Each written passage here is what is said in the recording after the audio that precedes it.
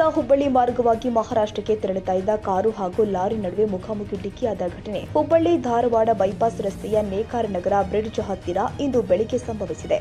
ಕಾರಲ್ಲಿ ಇದ್ದವರಿಗೆ ಸಣ್ಣಪುಟ್ಟ ಗಾಯಗಳಾಗಿದ್ದು, ಸ್ಥಳೀಯರು ಗಾಯಾಳುಗಳನ್ನು ಆಸ್ಪತ್ರೆಗೆ ರವಾನಿಸಿದ್ದಾರೆ.